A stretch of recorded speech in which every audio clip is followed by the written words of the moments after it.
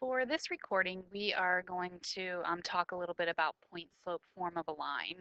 And in class, you were to look at this GeoGebra file, and hopefully you played around a little bit and you noticed, first of all, that the A value here, this slider, changed the X coordinate of the point. The B value, this slider, changed the Y coordinate of the point. So when it was 4, 2, we have the point 4, 2 over here. The C slider changed the slope of that line.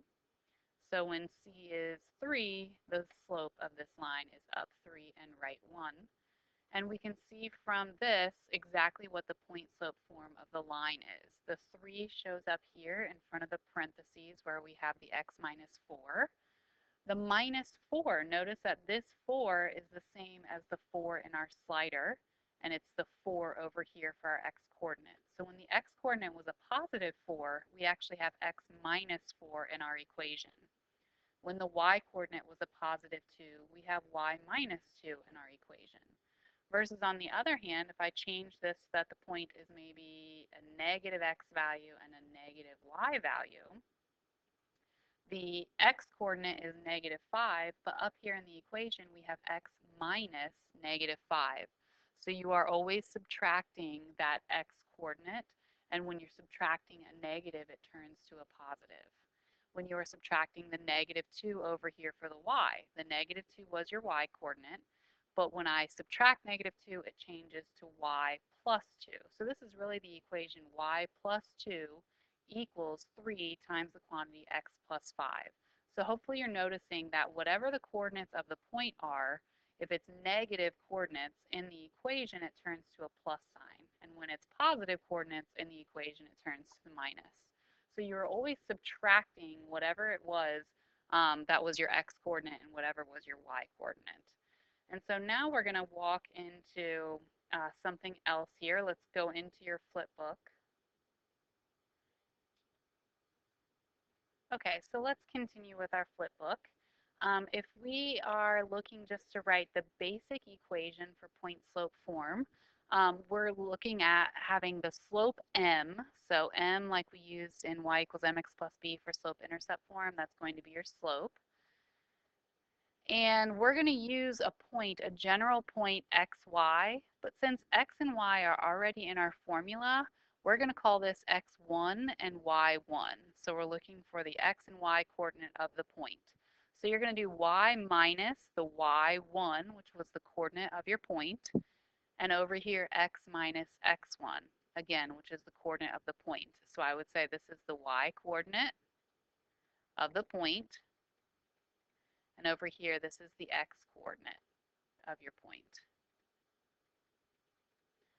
Okay, so it's probably best just to walk through a couple of examples. So what if I give you the equation y plus 7 equals 5 times the quantity x minus 4, and we're looking to graph that? Well, the best thing that you can do is figure out the information that's given to you.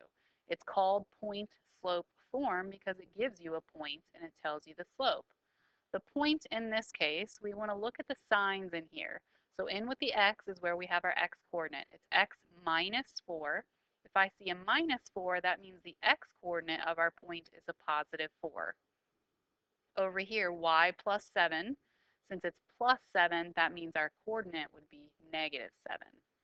And you should always start by plotting that point. So we have 1, 2, 3, 4, 1, 2, 3, 4, 5, 6, 7, and that's going to be our first point. Our slope, again, is this number right here being multiplied by the x quantity.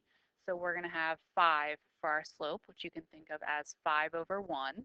So we know that this means you're going to go up 1, 2, 3, 4, 5, and right 1. And you can do that as many times as you want in order to create your line. Whoops, I just want to make sure that I have that there. And then you would just connect that with a straight edge and add arrows on the end to show that it continues forever in both directions. Sometimes you're going to be given information and they want you to write in the equation. So example 2 says write the equation of the line in point slope form that goes through negative 4, 7 with a slope of 2/3. So if my x coordinate is negative 4, you're always doing x minus the x coordinate in these parentheses. And then the y coordinate of 7, we're going to do y minus 7 in these, or over on this side. So over here, y minus 7 equals, on the right side, our slope is 2/3. And then we would have x minus a negative 4. But instead of leaving two signs like this, we're going to make it instead a plus positive 4. And that would be our final answer there. And finally, for example 3, write the equation of the line in point slope form that goes through these 2 points. That means that I wasn't given a slope. I'm going to have to find it first. So as we have learned throughout this unit, our slope is change in y over change in x. So we're going to find the difference of our y's. So if I do 3 minus negative 4 on top, in the denominator, I'm going to do 4 minus the negative 10. And 3 minus negative 4 is the same as 3 plus 4. You would get 7. And then 4 minus negative 10 is 4 plus 10, which is 14. 7/14 reduces to be 1/2. Now, writing my equation in point slope form, I can choose either point that I want to use to actually write the equation. If I use this point, it would be y minus my y coordinate of 3 equals slope of 1/2 times the quantity x minus my x coordinate of 4. So that's one possible solution or answer. If I use this point over here, the negative 10, negative 4, you're going to do y minus a negative 4, which ends up being y plus 4, equals 1/2 times the quantity x minus negative 10, which turns into x plus 10.